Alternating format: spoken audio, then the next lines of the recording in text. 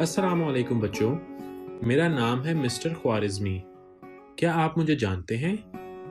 मैं 9th century का मुस्लिम mathematician हूँ। मुझे फादर ऑफ अलजेब्रा भी कहा जाता है और कुछ लोग मुझे ग्रैंडफादर ऑफ कंप्यूटर साइंस के नाम से भी जानते हैं। तो चलें फिर हम अपनी क्लास शुरू करते हैं। आप इन चीज़ों के मुतालिक क्या सोचते हैं? हमारे पास बंच ऑफ कीज़ होती हैं। समंदर में स्कूल ऑफ फिश, लेटर्स का ग्रुप, किताबों का ढेर और फूलों का गुलदस्ता। एक चीज़ जो इन सब में कॉमन है वो है हर चीज़ एक ग्रुप और सेट में है, और यही मेरा आज का टॉपिक है, सेट और इसका तारुफ। अस्सलामुअलैकुम, मैं हूं आपका टीचर अल ख्वारिज़मी। सबसे पहले आप अपने पास अपनी 6th ग्रेड की मैथमेटिक्स की बुक में सेट का टॉपिक ओपन कर लें।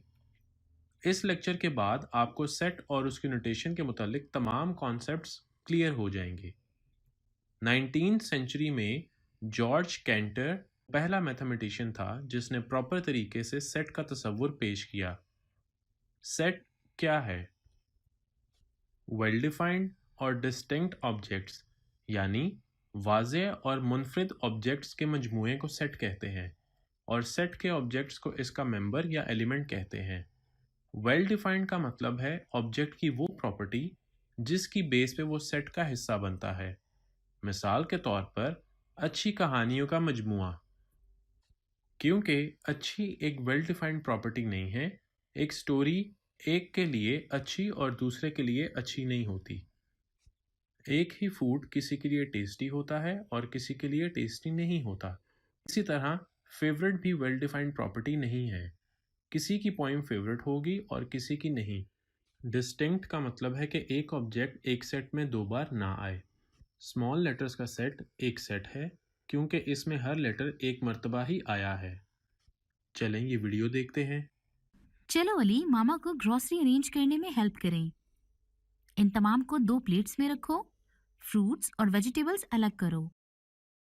मैं इसमें बनाना, एप्पल और ग्रेप्स रखूंगा, और इसमें कैरेट, क्यूकम्बर, टमाटो और ऑरेंज रखूंगा। लेकिन ऑरेंज तो फ्रूट सेट का हिस्सा है, वेजिटेबल सेट का नहीं। और सेट क्या है? सेट ऐसी चीजों का मजमुआ है जिनको उनकी टाइप, कलर और शेप की वजह से क्लासिफाई कर सकें।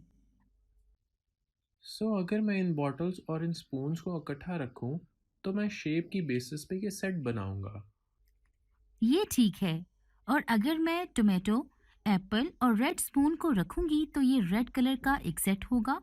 और बनाना, स्पून और येलो प्लेट को रखूंगी तो ये येलो कलर का सेट होगा। और मेरे पास कलर की बेस पर सेट होगा। अब मुझे सेट की क्लासिफिकेशन की समझ आ गई है। Thank you Meena.